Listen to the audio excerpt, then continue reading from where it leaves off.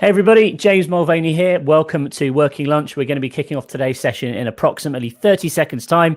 So stay where you are. My guest today is James Bishop from One Fine Play. And we're going to be talking specifically about podcasting today, how to create a successful podcast, also discussing the area of cross-promotion and much more. So stay where you are. We're going to be starting today's session very, very shortly.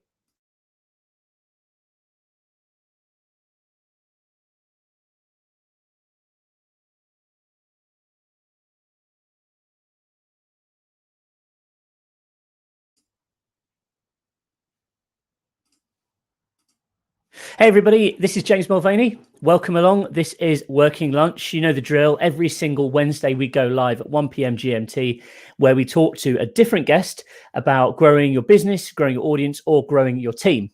And this is streamed live. So if you have any questions, please put them in the comments. We're going to be doing a Q&A at the end. And also it's going to be available for you to watch again on demand. So without further ado, let's bring in my guest today. Hey, James, how's it going? Good, thank you. Thanks for having me on. No problem. I've heard lots about you and been following via social and stuff, but this is the first time we've met, so it's a pleasure. Yeah. So start off then, just give everyone a bit of an intro as to who you are, what you do, and how you got involved with podcasting. So I'm James. I run a podcasting company called One Fine Play, which we're based in London, or we were based in London. Now we're based a bit more geographically globally because of the pandemic and where we've been hiring. I came into podcasting a bit of a funny route. I ran an events business I set up an events business when I was 24, which I sold when I was 30. After that, I sort of sat around and watched YouTube quite a lot and was teaching myself how to edit video and basically all the things I couldn't do in my first business. So like how to get transparent background on a picture, that kind of thing. Yeah. I thought those skills might be useful. That led me down this is 2013, led me down a rabbit hole of YouTube. I started becoming big fans of creators like Casey Neistat and found Gary Vaynerchuk and watched a lot of that. Yeah. And I accidentally ended up working at a television production company owned by Gary Lineker making TV documentaries. Wow. Which was a bit of a random turn up for the books based near home in London. Yeah. And I helped to make TV documentaries. That was my foray into that world. I realized one day a TV documentary that we had spent 7 or 8 months making, a team of about 15 people with a healthy 6-figure budget, went out on BBC One at 9 o'clock and was watched by fewer people than a video that a YouTuber I like had made on his own in 24 hours for nothing. Yeah. And I kind of had a bit of a wake-up call. It was like maybe television is a good career path. Right. So actually what happened was I went and taught disadvantaged young people how to make videos using just their phone. Yeah. So I was working for people like Prince's Trust and Centrepoint and lots of the councils, helping like young disadvantaged, like people who'd been made homeless before they were 25 through Centrepoint, or people with lots of disabilities like learning disabilities and young deaf people. And I realized there was a lot more to being disadvantaged than I thought.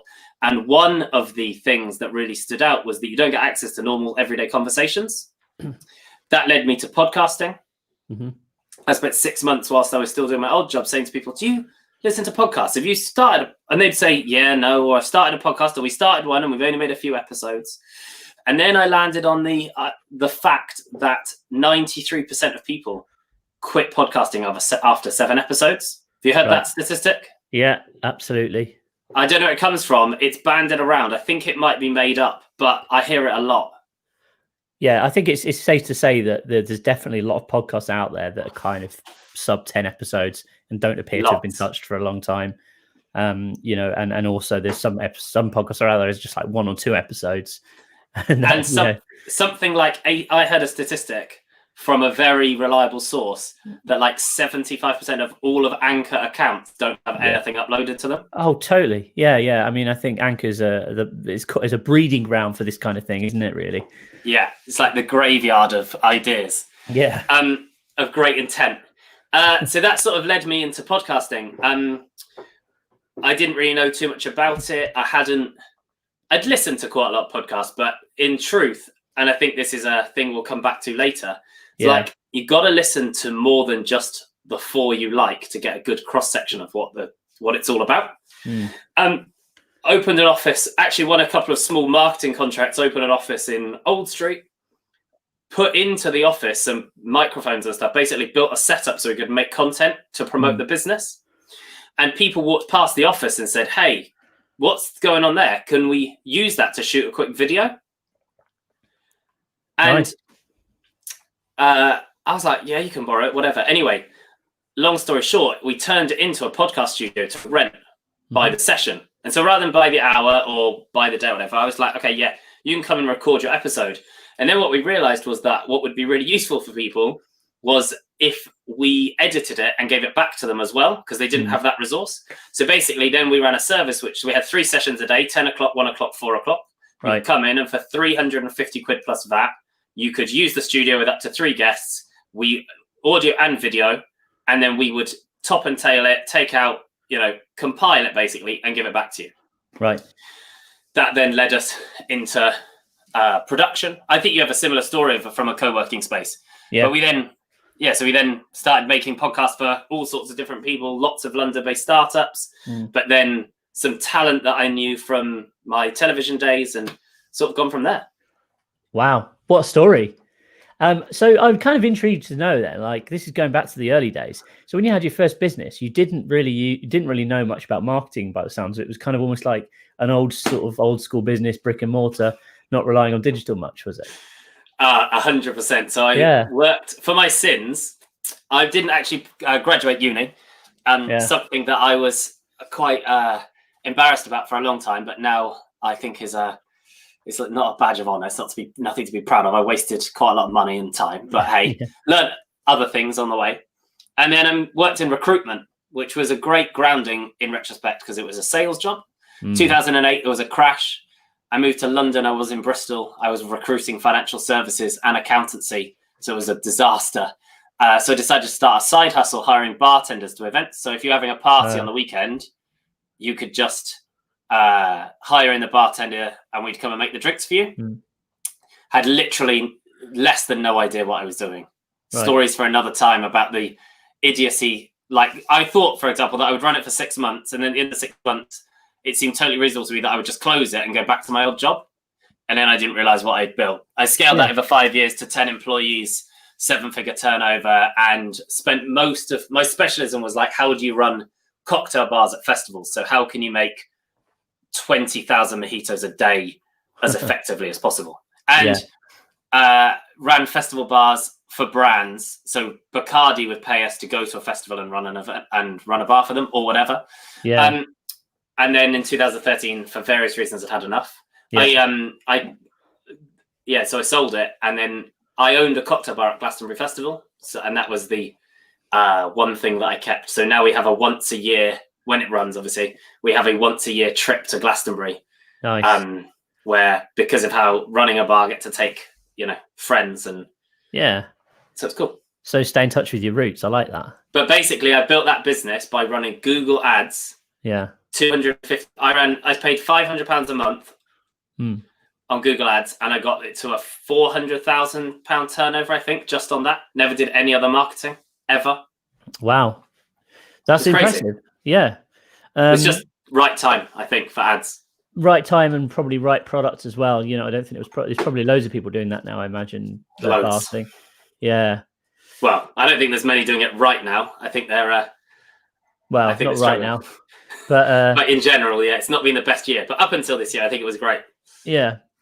Cool. Okay. Right. So let's get into today's session. I mean, that's a really good intro, James. So, we want to sort of talk about how to start a successful podcast. I think, you mentioned before, or we were talking off air, weren't we, about the fact that there's lots and lots of podcasts out there that don't get much traction. What's the key to building a podcast that then has traction? I think that's really like the core of today's topic.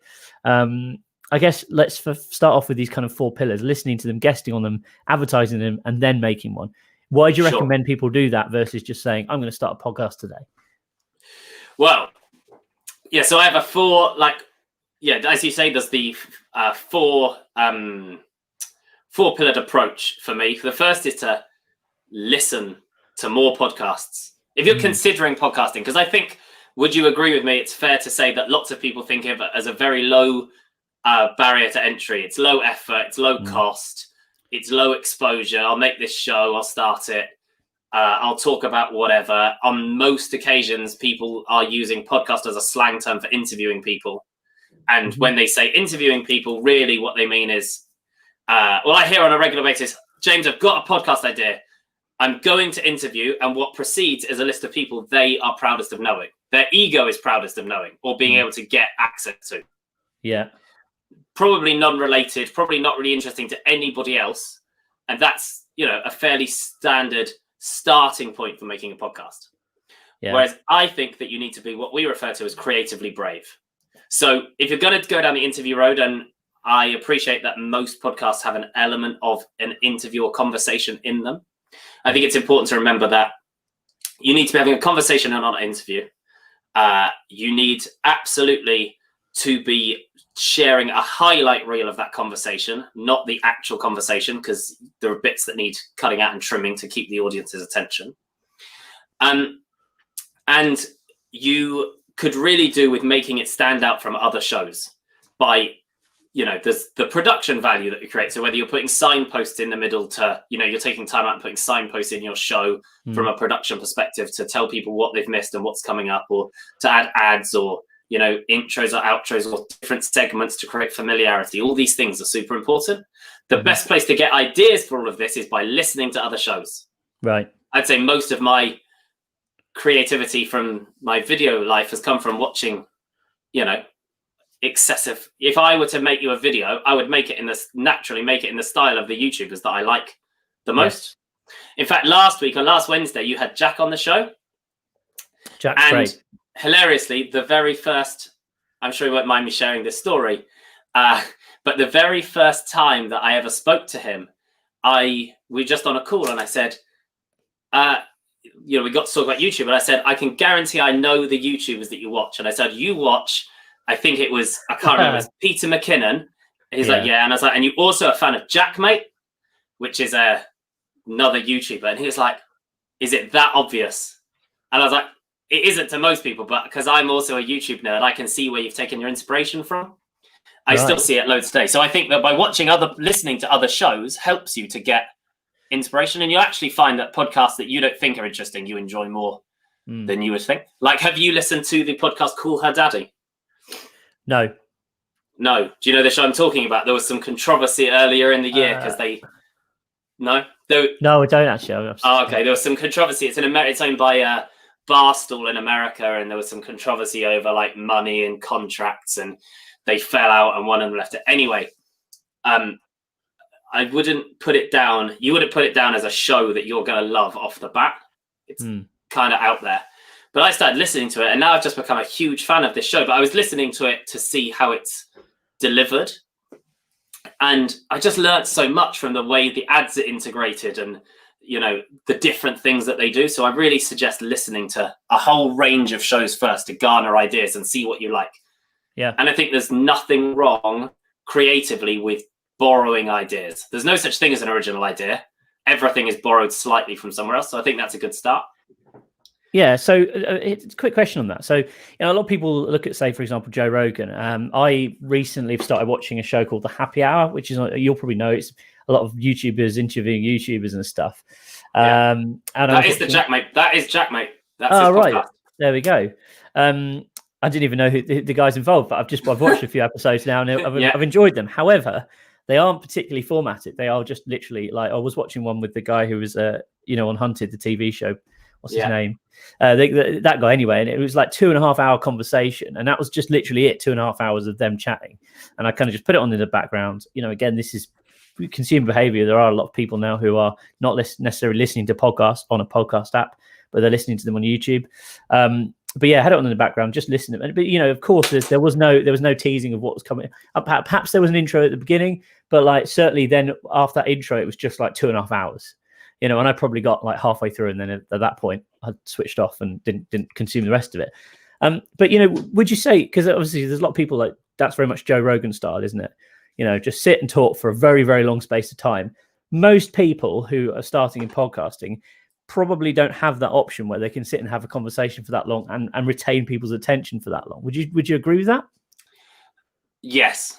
I think that there's a real art to it. So like I get asked quite a lot about why I'm making a live show as well. And there's an art to a live show because this is going out live. You won't edit it. It's got benefits, but also, it's a proper skill. Your responsibility really in the show host is to cut down the waffle time. So like if I'm going on, you've basically got to have the confidence to just trample on top of whatever I'm saying and, keep it moving. And there's I feel like as a producer of podcasts, I've sat through enough shows that I've got a confidence to do that. But yeah, absolutely. Like it's that ability to storytell, make sure that your episode's got a beginning, a middle and an end, that your chapters have got beginning, middles and ends, that, there's a narrative going through your episode. And ideally there's a narrative that connects your episodes together. Like all of these things take time and there's an art and, it doesn't just magically happen. There's a lot of work that goes into these shows. And I think, people misunderstand this. Like so we make the podcast for Cara Delevingne, the actress and model. And there are 14 people that work on making that podcast. Wowza. And the podcast Serial that everyone's heard of, well, lots of people have heard of, allegedly has a team of nearly 40 people that work on it. That doesn't surprise me, So, there's a lot of time and thought. And if you've ever listened to Alex Bloomberg on Startup talk about his shows, and they talk about spending we're not at this depth, but like weeks and months in the writing room, rewriting and re-recording. And so basically it's a skill what you're talking about. Yeah, and I think as well, it's about making sure that you've got a structure and you adhere to it. I think one of the things I've noticed a lot of podcasts where they're doing interviews is like each interview can follow a completely different path, and sometimes there's not really like a kind of a format to keep because you want listeners to know what to expect as well. But I think I can caveat, like you gave the happy hour example. So there's a rule that catches people out. This is a more general marketing thing that is podcasting, but it's what catches the rookie unawares. So or this whole marketing game, and this is where we always start with every project, is marketing is just another slang term for attention arbitrage, like trading attention, right? Most people day trade attention. Absolutely. So that's a pretty simple concept. You want someone's attention, and then the secret is to give them something in return for that attention, right? So, you start with a very quick, that's why people on Vine, if you remember that back in the day, or TikTok now, it works really well because you're only asking for 6 or 8 or 10 seconds of someone's attention. So if you can make them laugh, you can make them smile, or you can entertain them, or you can give them one fact in 8 seconds, that's a good trade of attention. Whereas if you listen for 24 minutes, like we've been talking for 18 minutes, if we haven't between us managed to give some value to the listeners, they're going to switch off. Right. Because they're giving, I've mentioned one client I work with. I'm kind of intentionally not mentioning any because I don't think that's got anything to do with this. This is not like plugging me, because we would otherwise be getting their attention, the attention of the audience, and promoting ourselves, and then we'd be winning twice. So it's absolutely giving without any expectation of return. But the secret is to start really small. So you trade 3 seconds for 3 seconds of value, and then 10 seconds for 10 seconds of value, and so on. And that's why, like a Logan Paul's videos at the moment are like 5 minutes, because they're growing really fast because they found a sweet spot in attention they can trade on a daily basis. So to get to Joe Rogan level, people like to forget the fact that he's recorded 1,600 episodes. So there's been a lot of that attention and value, and that trading does is it builds trust. So now, as with your favorite phone brand, you trust for the money, you're going to get a good experience. With Joe, that he's not going to let you down when you give him your hour and a half of time.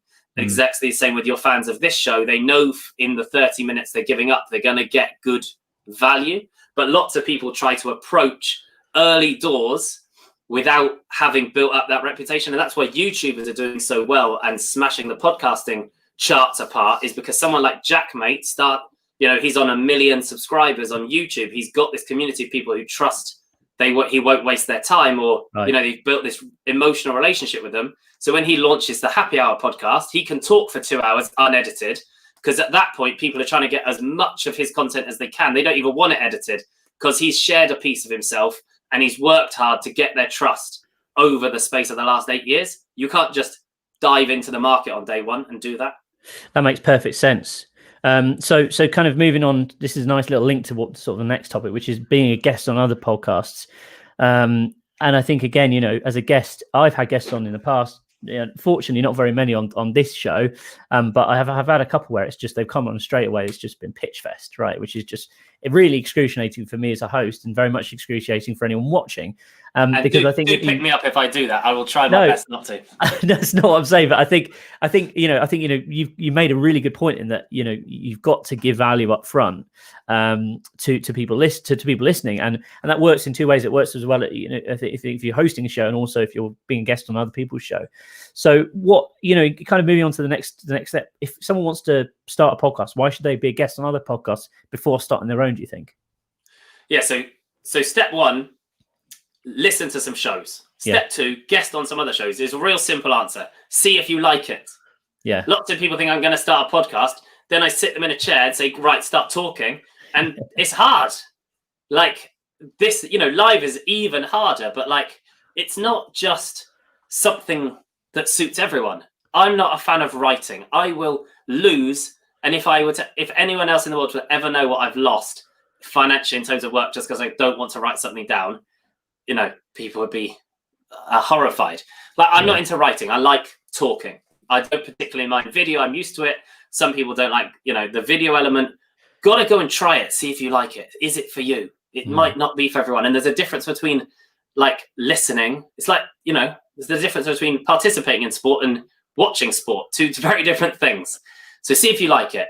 See if you get value from it. See if you are like, I will tell you everything I know. You run a podcasting company. I run a podcasting company. I've come on your show to tell your audience everything that I know with zero intention of anything apart from helping the community. Because I'm comfortable with that.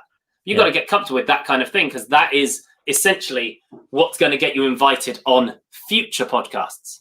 Mm-hmm. I think guesting has so many values. Like, I should say from the outset, I wouldn't let a single one of our creators use a third-party tool to go and let random people apply to be on their show, because we don't make shows of that style. But we take every single one of our guests and use those third-party tools to go and use other people's shows as fodder to learn. I'm like, cool, you go and waste other people's time and money, and like, if they want to pay to put you on a pedestal, great, let's go and learn what we can from that. Let's hone you up. Right. But at the same time, remember that people are becoming smart now about guesting. Like, they're looking, I saw an article the other day, like, what's the cost of being a guest? Yes, I've seen this. This has come up quite a lot recently. And it's really interesting. It goes in both directions. Like, if you're going to get, like, we look at our guests to see what else they've been on. Like, is this person a good person? Are they comfortable talking in front of the microphone or behind the microphone? You know, are they going to deliver value? And likewise, I think being a guest on other shows as well. Like, I've made some mistakes in the past where someone's approached me, so will you be on my show? I've just said yes on a whim because I'm a yes guy, and then actually it's just been the most awful interview ever. You know, because I haven't bothered to check out their podcast. So I'm guilty of it. You know. And I think that's really important. Or it never gets. In fact, in the comments, I can see a mutual contact, Sam Sethi, has just said hi. Yeah. I went on his podcast so long ago, I can't even remember when, and it hasn't even been published yet. I was probably running a different business when he posted that. But these are the sort of things. I'm joking, Sam. By the way, I'm joking. But these are the sort of things that you need to pay attention to. Like, you know, what value are you going to get from it? But I think guesting, you can, but I think guesting is really interesting for two reasons. Number one, and I'm not shooting down your project now. I'm conscious you have a product. I'm not shooting it down. I'm just being straight. I have to be straight with what I think. Yeah. Number one, use it to get on other shows. Brilliant in every way. So many benefits. If you are in a situation where you are advertising to have random people apply to come on your show, you really need to be thinking about your show for so many reasons. Like, what is the narrative that ties these shows together? Why haven't you pre-recorded so many episodes together? Why aren't you putting in the time, the effort, the graft to go find people? How many people have you said no to? Because we say, as a production company, we say probably no to 70% of people who say yes to us, because we need to find the best people for the show. Yeah. Right. So like, there's lots of questions to ask yourself. I'm not saying that it's necessarily a bad tool because it can connect you to lots of people, but you need to ask yourself and really build parameters with which to use a tool like that. Yeah. Moving on, because then I know that I've got time. The third thing I think you should do is look at advertising on podcasts.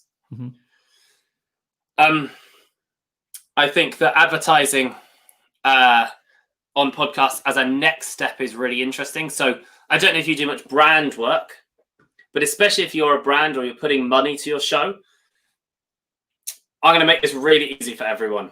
In my opinion, the only way to grow your podcast is using audio ads in one way or another. So Instagram posts, Facebook posts, social advertising, they're only cool. They're all cute. They're going to make up for like 5 or 6% of your audience listenership. 90% of it is going to come from trading audio ads. That's going to that's going to be one of three things. It's going to be cross-promoting with other shows of a similar size or as part of a network. It's going to be buying spot ads. So it's going to be buying ads in other people's shows, the same way you hear brands advertise, you now hear other podcasts advertise, or it's going to be guesting on other shows. Those are the three ways to grow your audience because, and I'll give you the reasoning, if people who are listening to that show already and hearing that advert or hearing you're there, they are already consuming podcasts. So they're already in the echo chamber. If I run a Facebook ad, say I had 1,000 Facebook, say I had 1,000 Instagram followers, because this is most people's logic, right? Yep. So I had 1,000 Instagram followers. Well, here's the bad news. Of those 1,000, probably only in the UK, 20% actually listen to podcasts. So it's a bit like me promoting my podcast. It's a bit like me trying to sell a golf club to a bunch of people who don't play golf. Right? So I'm not going to actually get much traction from that. So what I need to do is find communities of people already listening to podcasts. So if you promote your podcast to 1,000 people on Instagram, of those 1,000, okay, maybe 200 actually already listen to podcasts, so it might be of interest to them. Then you have to take into account the fact that Instagram probably only serves up your ad to 30% by the algorithm to 30% of the people you follow you. So of those 200 relevant, only 60 are going to see it, or 60 to 65. And then let's say 60 to 65 people see it, 50%, or it served to them, 50% of them might have seen it the day you put it up because of how the world works, which gives you 30 people, which is probably about the number of listens that you could hope to get from your community of 1,000, right? So you're much better going to an audio ad. So therefore, if you're spending money in any way, or you've got money to spend, run some ads, understand whether you want to either align yourself with with another company. So like you might want to be associated to that post. So it might be someone talking about a podcast about Black Lives Matter, and you run a brand and you want to have that kind of connection for whatever reason. That might be a great, validation of the work you're doing. Or the second reason you might want to advertise is because you think they've got an audience that might buy your product, and then you can put a tracking code in, blah, blah, blah, blah, blah. So I think that's a really good thing. And you can see then the value or the return that you might get from your podcast in terms of new people looking you up or checking you out or sending you a LinkedIn connection or looking at your product or, how it converts for you.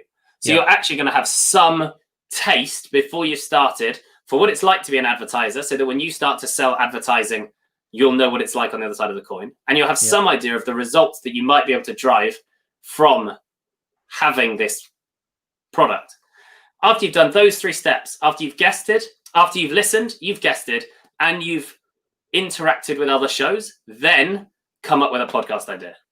Right. So just to pause quickly before we get into the final thing, if anyone's got any questions for James or myself, please put them in the comments. We're going to be doing a brief Q&A at the end. You agree with me? I do completely agree with you. I think it's interesting, the idea of audio ads, because you make a very valid point when you say that people are already in the ecosystem. They're already consuming podcasts. If you're trying to divert traffic from Instagram or Facebook to podcasts, and to be honest, we do use adverts to promote our clients' podcasts on those platforms. However, it's always been something that I've been fully aware of, the fact that yes, you're effectively asking they're in Instagram story mode, and then you've got to switch them to I'm listening to a podcast mode. Totally different form of communication. And when people are listening to podcasts, they're in I'm listening to podcast mode. When people are just kind of like mindlessly going through stories, yes, you might get their attention, but you've got a harder job to then get that person as a subscriber. I think that that's exactly true. And I'm also a massive believer in tasting everything. So don't, just because you heard it on this show, not run Instagram ads. No. Run those too. Figure out how it works for you. Yeah. But if you want my opinion on how do you grow an audience right now, today, you haven't asked for it, but you're getting it. There's only two ways: audio ads. Yeah. And do whatever it takes in your podcast. Look at your podcast and work out how you can find out the name and email address, or not even the name, just the email address of every single listener. Yeah. If you don't know how to do that, or you don't have a mechanism for that, then this is going to be really hard, because at the end of the day, if Facebook, Instagram, if all the social platforms turn off tomorrow, or, whatever, there's an apocalypse, or, you need to still be able to contact your community. And their email address is about the only safe way you've got of doing that. So an easy solution for that, guys, if you want one, is start a listener inbox. So go at the beginning of the show, go, hey, welcome to XYZ podcast. This week we're doing whatever. But just before that, I would love to hear from you guys. Send us a message at xyz@gmail.com. And we'd love to hear your thoughts on the show. Leave us a review, comment, ask us a question, get in touch, whatever. And then people will literally just email this inbox. And then you reply, or you pay someone to reply, or whatever, and you get email addresses. And that's so good, because you build a one-to-one relationship with someone. They're a fan of you. Like, they think of you like they're your mate, or you're their mate, right? You don't know them, but that's how they see you, as you know from listening to shows that you like. Secondly, every single week, you can email every single person on your email list that there's a new episode out. Absolutely. And don't get distracted by click-through rates and quit. I don't open the emails when I sign up to podcasts. Like, I'm a big fan of a podcast called Zigzag. I don't ever open the email, but I know that means that there's a new episode, and it triggers my brain to go and listen to it. Right. Okay. That makes perfect sense. I think that's a really good idea. Another tip, which is something that I've done and we use a lot, is just get a custom domain, something short and easy. You can have a call to action saying, for example, I have jamesm.com, which it's just easy to read out and it's easy to type in. But I think you're dead right in saying that, if people are going to go to the length of actually sending you an email, that they're engaged, right? They're obviously, a keen fan of your podcast, and the fact that they've gone to the extent of actually sending you an email or going onto your website.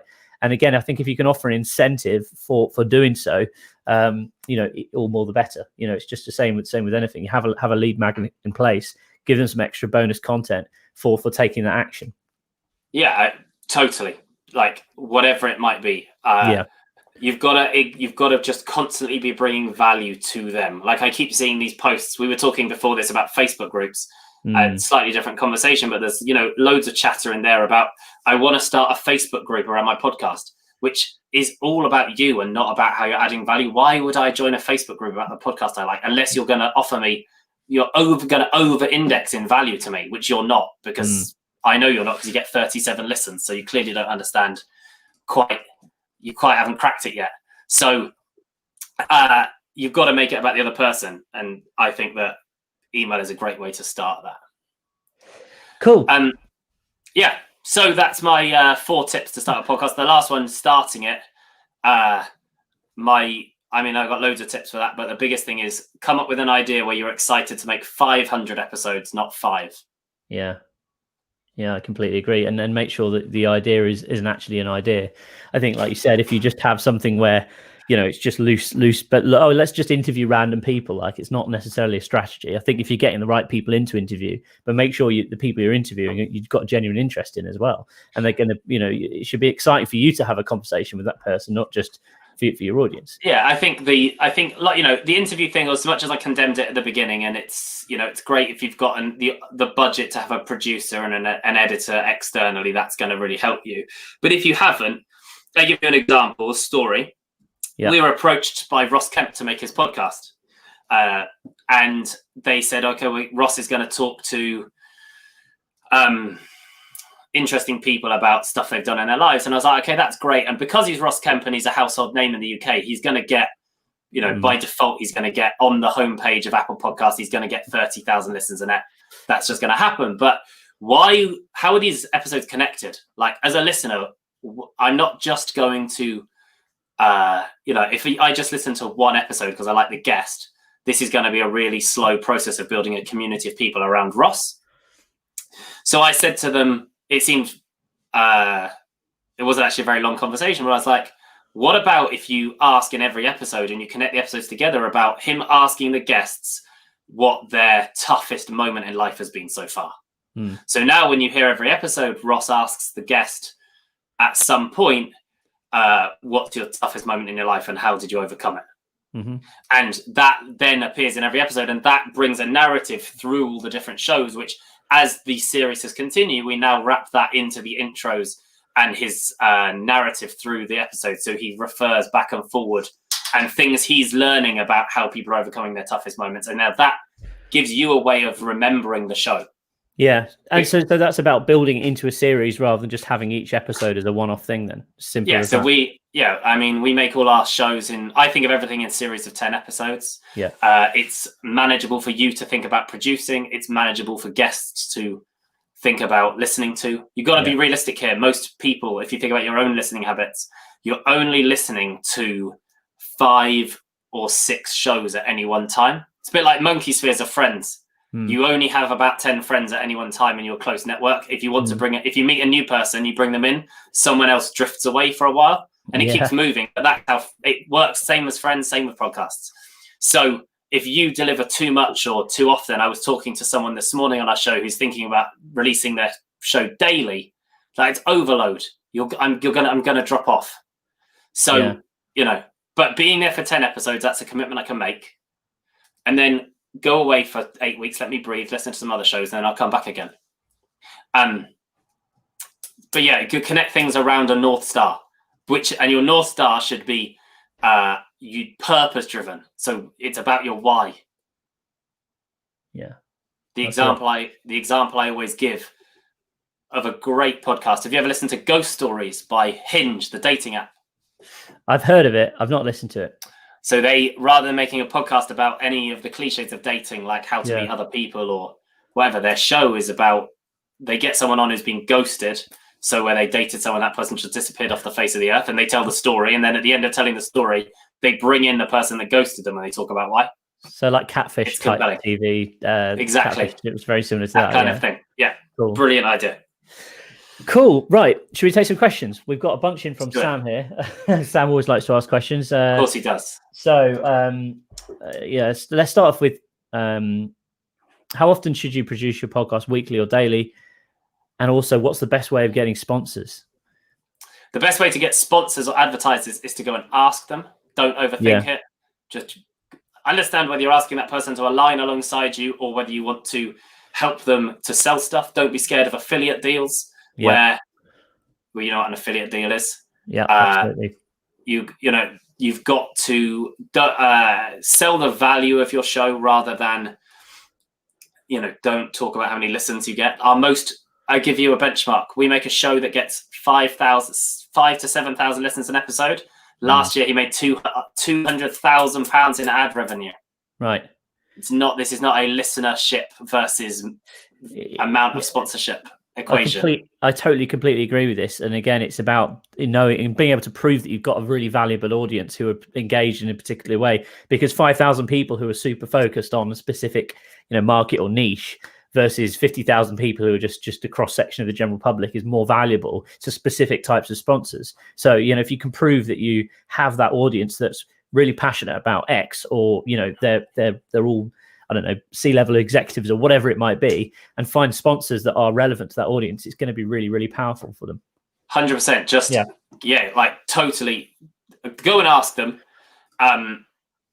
for whatever it is. And you'll find right now that brands are just tuning into podcast advertising. So they're willing to test and trial stuff, and you give them a compelling offer. They'll go for it and keep it simple. How often should you produce your podcast? Produce it, as in how often should you make it? I guess so. I don't know what that means, but if it's how often should you post it, personally, I think you shouldn't be posting more frequent, unless you're doing a daily show. I don't think you should be posting more frequently than weekly, but not less than fortnightly. I never was a fan of fortnightly until a company I hold in very high regard in the podcast world called Pacific Content. They wrote a blog post that was all about why they release fortnightly, and it's extremely compelling. You basically do a week lead into your episode and a week out, and then a week in and a week out. So you do one every 2 weeks, and they say that's how they get the best performance. They move from weekly to fortnightly. Interesting. I don't know where that article is, or otherwise I would share it with you now. I'm a fan of fortnightly, I must admit. Unless you're doing daily, I mean, the daily gets 3 million listens a day, so I can't really argue that the daily isn't successful. But you need to be, like I think we trialed it before Christmas. We did a sort of podcast news briefing daily thing, and it kind of got a little bit of traction, but it just was so much work. It was so much effort to make sure that someone was in the office first thing in the morning to record that episode. And like, we've got a reasonable sized team. We've got like 30 people. So we probably had like 5 people who were kind of rotating, recording these episodes, but it still just became a lot of work. And I just don't think we were seeing a benefit from it. And I think Pod News, which is a podcasting daily show, comes out in email format, and James Cridland, the editor, reads it. I read it and makes an audio version. I read it religiously every single day. Yeah. I don't ever listen to the podcast. I intermittently listen to it because I don't know, different people, different habits, but, and in terms of production, it's impossible to answer question unless you've got more detail, but basically make things in sprints. So this week we're making a podcast about dyslexia for someone. We will have recorded all 10 episodes for the season within 2 weeks. Yeah. And then, do you have another 2 weeks where you edit them? Like a month where we edit it, but takes a while. But the actual recording process, because I think unless you do this all the time, it's a skill like anything. You want it in your short-term memory. You get good at it. I also was interested in the question from, is it Connell? Yeah, I was looking at this one. How much an audio campaign might cost? And then you answer the question after you've asked the question. My favorite. Yeah, it is a ballpark piece of string. Realistically, you're looking at depends how you go about it. So my advice is to check out I've got nothing to do with this brand. They're not paying me. I'm not associated. In fact, they're probably a competitor of anything. But there is a product right now out there. There's a couple, but there's one called Audrey.io where they are allowing you to connect with other creators of a similar size show. And that's not going to cost you anything. Go on there. It's free to use. It will introduce you to other creators in your field, in your sector that have shows of a vaguely similar size. It's kind of done on trust basis. And then you can trade audio ads. So like James and I both work in podcasting. We could come with an agreement that say, okay, for the next 2 weeks, I'll shout out your show in my episodes if you do the same, vice versa. The reason being we have totally different audiences in the same industry, and we both don't have the audacity to think that the listener couldn't listen to more than one show in a week. So I say, just want to take a minute to tell you about his podcast. He does the same. Hopefully you get a little bit of cross-pollination there. That's not going to cost you anything. If you want to buy ads in other podcasts, so spot ads, then that is going to cost you, and you aren't going to get very far with less than a budget of at least, at the very minimum, a couple of £1,000. That said, Spotify have a self-serve product, a bit like Facebook ads, where you can make an ad and you can inject it into playlists. I think it's a minimum of 200, isn't it, on Spotify? I thought it was 250, but 250. One or the other. But you're not going to get much, like, as with any of these things, what proof are you going to get at 250 quid? Like, don't be half pregnant about it. Get in, get it done. I mean, I still think there's a long way to go in terms of granularity and being able to track this stuff. It's like, this is why Facebook advertising and Google is really good, because, it's quite easy to track results. I think with spot ads, it's still, it's still quite early days, isn't it? I think this stuff's going to improve over time. Again, Spotify have definitely got an advantage over the fact that you can really target audiences, and they know more about the listeners than say like Apple do, for example. Because they've got this ecosystem. They've got Spotify subscribers, so they know if they're male, female, etc., their age group. A lot of the other ad marketplaces don't necessarily have that data. Attribution is the word I'm trying to say. Yeah. Attribution is super difficult. I know some people trying to fix it. You could hear an ad on a podcast. Like, for example, if you were to attribute people who are listening to this use of Audrey.io against me talking about it, it would be very possible to track, because what's going to happen is they're going to hear about it now, then they're going to see it a couple more times before they check it out, or they look at it and then they might look at it before they sign up. So, there are people who are trying to take, there's a company which is name I can never remember, really nice guy in New York. They will take your, if you put like tracking codes in your podcast ads, so like, whatever, and then they will attribute when they see it up someone's basket. So they'll work out who your listener is and the fact they listen to your episode, and then they will track that listener. And then when the listener gets to the basket of your website, they will say, by the way, you heard about it on this podcast and they use this code. Do you want to use it? To help that tracking? But basically really difficult. It's Chartable, Dave Zorab, I think you're talking about, is it? No, I'm talking about no. I'm pretty sure it isn't, because Dave, I think they're doing a similar thing. I don't really understand Chartable. Everyone talks about it. I don't really get it. He's a very nice guy in New York. Oh no, I'm talking about. I don't know what it's. I can't remember what it's called. The guy's lovely, and I can't remember what it's called. It's definitely not Chartable, because I don't understand Chartable. I understand it, but I understand what it is, but I can't find it. I'm looking frantically now, looking in my emails, but I don't know what it's called. But I'll find it. I'll send it to you. You can post it somewhere when I find it. Give them a shout. I'm intrigued now, because when you described it, that's what sprung to mind immediately. Maybe, I'm sure there's more than one person trying to fix this problem, but it is an ongoing challenge. Yeah, and I think likewise, it'd be interesting to see, what Google do. I know they tried, Google had audio ads a few years ago, and then they sort of ditched a project, and so they'll probably bring it back at some point. I don't even know. Maybe you can do audio ads via Google. Hold tight, I found it. It's called ode.media, so ode.media. I'm going to check that out. I've never heard of that. No, so I did this thing, total side note. In the beginning of June, I started an Excel spreadsheet of other companies in the podcasting industry that were related. So like production, monetization, hosting, blah, blah, blah. And then I don't go actively looking for them. I just put them in this spreadsheet. When I find them, I'm on over at 500 in 3 months. Can you share it? Please, can you share it with me? No, can I share it with my hard work? But, drives you crazy. You should be looking at what the competition are doing. Well, it's an ecosystem, like you say. I don't know if it's all necessary competition. It's like it's ecosystem, and then there's going to be. I think the thing is, at the moment, there's lots and lots of investment going into the industry, which is obviously great. A lot of startups that are springing up left, right, and centre. Some it's more obvious what they're doing. Some it's less obvious what they're doing, and it seems a little bit more wishy-washy and vague. And some seem to have more substance behind them. Like I've noticed, some actually seem to be products, and some just are basically like a landing page with this promise of a product that actually maybe doesn't quite exist. I think it's going to be very interesting. Yeah, but then of course, like any industry, if podcasting, if you go back 5 years, there wasn't really much investment, if any, going into the technology side of it. It was just Apple were kind of the key player, and that was it. So it's changed a lot. There's another company that I'll be interested to follow who are like pulling together lots of this like growth and monetization side of podcasting that I saw was launched the other day, called Wildcast. Have you heard of them? GoWildcast.com. Oh yeah. This is like, imagine if we were had brand deals with all these people, we'd be minted. Yeah, absolutely.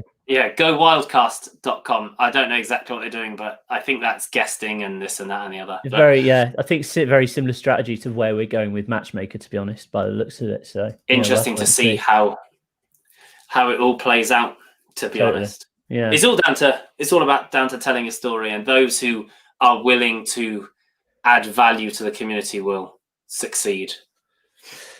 Cool. I think that's a good thing to end on then, James. Thank you very much for your time today. Well, thank you for having me. Hopefully really it's been interesting. Yeah, really, really interesting talk. And just for those who want to get in touch or find out more about you, how can they do so?